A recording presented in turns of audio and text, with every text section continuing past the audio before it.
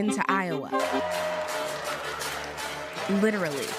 Well, that is a fun way to make an entrance. We're going to do that more often. Visiting 9 different counties over the course of 4 days by way of a giant bus, Buttigieg made himself right at home with both Iowans. I come from a Midwestern city, too. Which way is the east?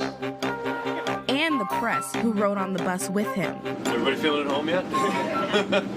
There was plenty of talk about politics. I asked the mayor what sport it's most like. He first said football, and then jokes. You could argue for Americans it's like cricket. Like, lots of things are going on and nobody knows what's happening, and it takes longer than you think it should. The hour spent on the bus also gave way to more personal conversation, reminiscing on childhood road trips with his grandmother in El Paso, Texas. We'd usually rent a car and we'd drive up into New Mexico somewhere.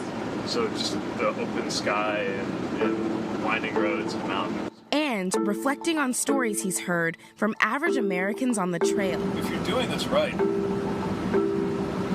then you absorb everything that causes people to care. And a lot of what causes people to care is their pain. Pain like that of 16-year-old Bridget Bissell, who is autistic. For a long time, I really tried to hide it. I was really ashamed that I had autism. That is, until she met Buttigieg. Just seeing how Pete was so unabashed with himself, it really inspired me to be like, you know what? This year is the year of Bridget. No more hiding. I'm going to be myself. While most voters don't see these intimate moments play out firsthand, Buttigieg says they're transformational for him. There's a part of campaigning that suits you for the presidency by forcing you to grow into a bigger person.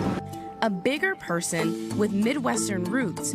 I come from a city not so different from Waterloo. I grew up in a town, South Bend, Indiana. Who hopes to not only run for president, but actually win.